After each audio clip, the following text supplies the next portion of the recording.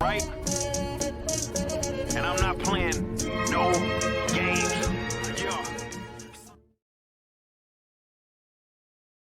Yeah. Here we are. I am Pops, and I'm going to talk to you about Spider-Man Noir. That's right. A new live-action series has been announced via Variety for Amazon. Not a lot of details, but I wanted to give you the news when I heard it. I was able to get in front of the camera here. I'm sure it's breaking a little bit in some of our circles.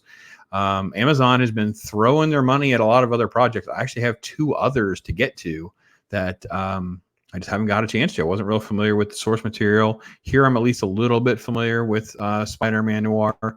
I also do think that because of the popularity of the Spider-Verse film, I don't know if he's plays a major role in the up-and-coming one, but I know that in the first one, he was voiced by Nick Cage, and it was a very popular element of that film.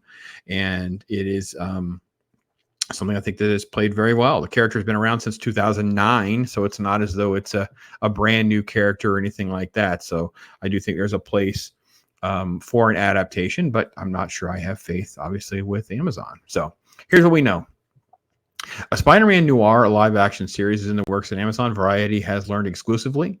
The untitled series will follow an older, grizzled superhero in 1930s New York City. So at least they are sticking with the source material because it did take place during the Great Depression.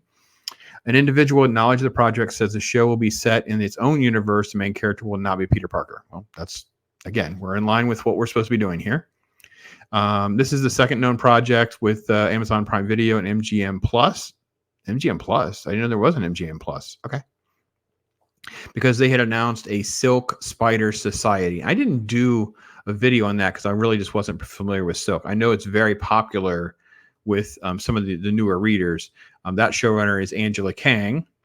They did mention at the time that Sony was working with them and trying to develop other sort of like shows and things like that. And all of this is controlled through Sony. They make a mention that they own like 900 characters. And that is very, very true. No, here's where it got spicy for me. Oren Uziel will serve as writer and executive producer on Spider-Man Noir.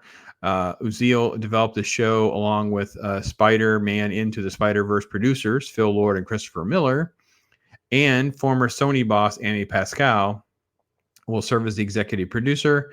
Pascal, blah, blah, blah. This is all that. And it says, recently worked on a screenplay for the romantic comedy The Lost City with Sandra Bullock and Channing Tatum.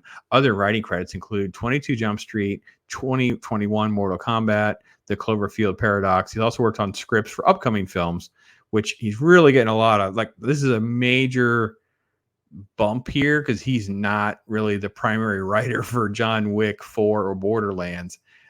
Yeah, that's a huge thing. But gosh, Lost City. Oh my gosh, Lost City was just horrible. Oh my gosh, this movie was just thinking it's funny. The too cool for school humor. Nothing about this. I mean, maybe you like some of these films like 22 Jump Street and whatever, but it's a Spider-Man thing. Like, don't you want something Spider-Man? Don't you want something? Oh, geez. It's a quick mention of the noir comic book from the 2009, taking place during the Great Depression. Bitten by a spider hidden in a stolen artifact, causing him to have visions of a spider god who grants him spider powers. And this, of course, is the credentials that he has. I want to jump on this real quick because you guys tell me what's been good, because I don't see things that I'm remotely happy about. The Lost City, which I've already talked about. We did a whole talk on how bad that was because the people that are attached to that also are attached to a He-Man Masters of the Universe live action remake or adaptation, really. Escape Room, Tournament of Champions, which I believe is the sequel. Mortal Kombat, Cloverfield Paradox, a film called Shimmer Lake. I'm not familiar with. Freaks of Nature, I heard of. I've never watched. 22 Jump Street and two previous Mortal Kombat things.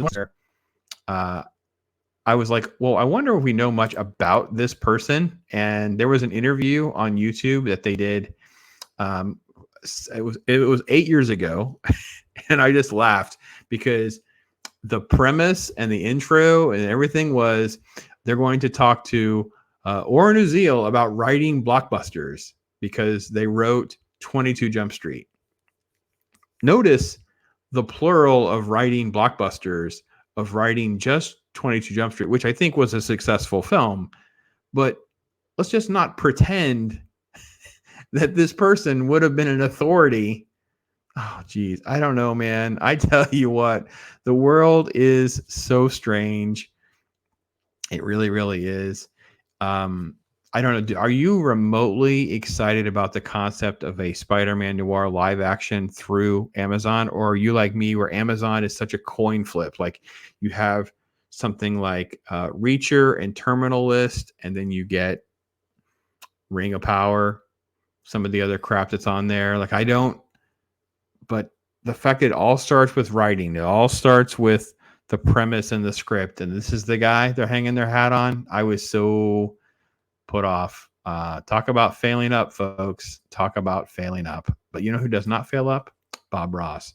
We're going to go out with Bob Ross. Just remember, leave your comments, your thoughts. Should I do videos on that comic book series? Because I really thought about that. Like, well, there's something else I could throw out there on the list if you guys are interested in visiting that comic book.